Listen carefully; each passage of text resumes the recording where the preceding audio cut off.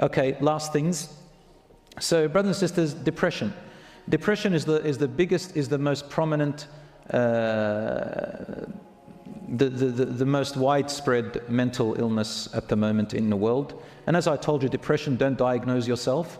It takes a lot to have extreme depression. But it's basically a constant feeling of sadness and loss of interest which stops you doing your normal activities. The causes are unknown, but usually it's the result of you remember something in your past that you failed in, your failed experiences, letdowns by others, put downs, bullying, failures, failed expectations, attempts, dreams don't come true, stressful life events such as divorce, illness, bereavement, loss of job, loss of money, etc. And what happens to you is that you start having a low opinion of yourself. I'm a loser, I'm not worthy, it's true what they say about me. So you start creating these names for yourself and these beliefs. Some people even you start to use religion to justify their bad thoughts. They say, God must hate me, this is a punishment. I make my dua, he doesn't accept it, that means Allah is not pleased with me. Maybe it's because I said this to my mum or my dad. And they start creating so many things which they don't really know about. And sometimes they say, my qadar. The qadar of Allah is that my life is just bad luck, khalas, that's everything's misfortune. That's what Allah has written upon me. No! How do you know Allah has written this upon you? The moment you die, that's it. The moment you're still breathing, it means you have hope, there are doors. Allah doesn't leave you. Depression is to look back and think to yourself, what am I really worried about? Why have I believed it? It's because people told me. No, I'm not going to believe it. And try to do something that you're good at and do it good. If you can achieve it, then you'll start to break away those false beliefs that you had about yourself. Once I went with my little daughter to a park, and there was a water slide. Now, I was always afraid of heights, always. Who's afraid of heights here? Afraid of heights, man. So my friends all went on, their dads went on this big slide. It's the one where you stand and the thing opens up beneath you and you drop. It's scary. Now I'm afraid of just the slide, that height. I'm going to go on that. Anyway, my friends went on and their children are cheering them on. Yeah, dad's a hero, dad's a lion, dad's a this, my dad's the best. My daughter looks at me and I'm just standing there. Yes. Just looks at me. I go, what? He goes, all their dads are going on, Dad. And I started sweating. I go, oh man, if I don't go on for the rest of my life, my daughter's going to think I'm a wimp, I'm a coward, I'm weak. And then I started getting anxiety attacks. Started thinking, my daughter's going to grow up seeing me weak, she's going to become weak. Oh my God, oh no. So I started imagining, this is when anxiety is good for you. I started imagining things that haven't even happened yet. So subhanAllah, I got my friend and I said, help me out, bro. And I just bit really hard and I said, I'm gonna do it. I don't care if I sweat, if I shiver, if I faint. Went all the way up. I almost had a heart attack.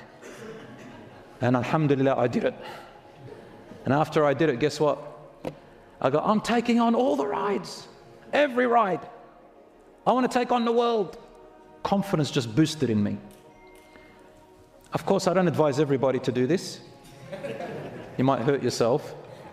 I'm just saying that alhamdulillah, the lesson from that is to way to beat your anxiety and depression is to do the opposite and prove to yourself that you are not what you thought you were. The moment you take those steps, other avenues open up. And that is why Rasul said, وَلَا تَعْجَزْ, plan, go ahead, rely on Allah, and don't become paralyzed. Keep going. Whatever happens, happens.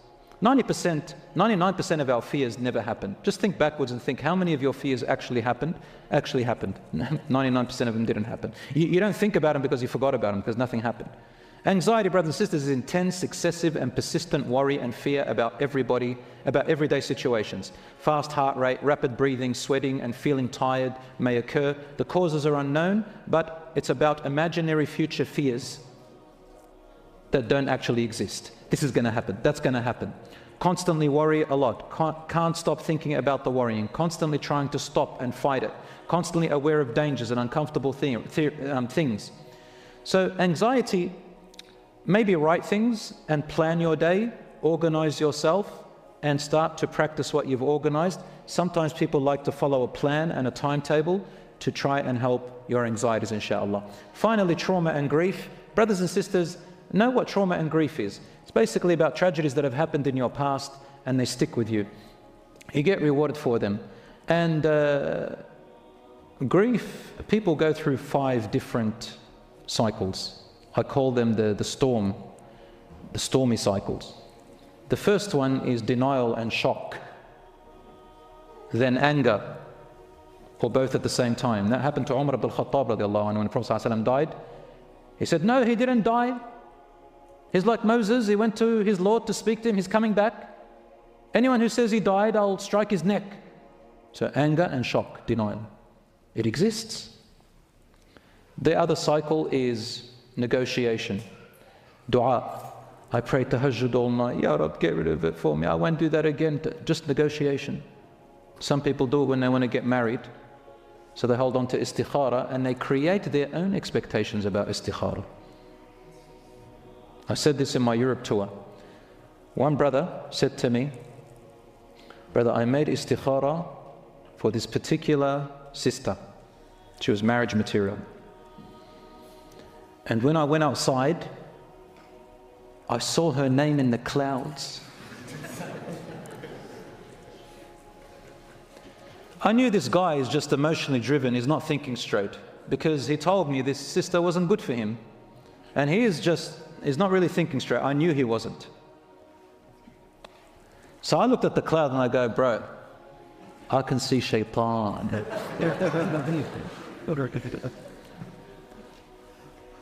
So this is called religious delusion. People can get religiously delusional. They use the religion and they create imaginary things in their heads. And that is why tawheed is important and shirk is a problem. Some people believe in star signs and tarot readings and fortune tellers and the blue eye and their astrology, and they believe in certain spiritual things that Allah and His Messenger never taught us. That creates severe mental illnesses, man. And you go through another cycle called depression, finally acceptance. The quicker you move through them and the more support you have, inshallah, you get through it. Finally, you live with pain, you live with a slight emptiness, but inshallah, you can cope. Finally, and very importantly, brothers and sisters, yes, anybody who is struggling with mental issues that have gone on for a while, I urge you, with all the advice that I have, to truly ask and seek support and professional help. There are lots of Muslim psychologists, alhamdulillah. If you don't trust the others, just ask around, go to the masjid and ask if you don't know, ask family, look them up, call, go and get professional help. Bi-idhnillah, they can help you, insha'Allah ta'ala, or assist you along with your iman and your religious practice. May Allah subhanahu wa ta'ala keep you and all of us protected.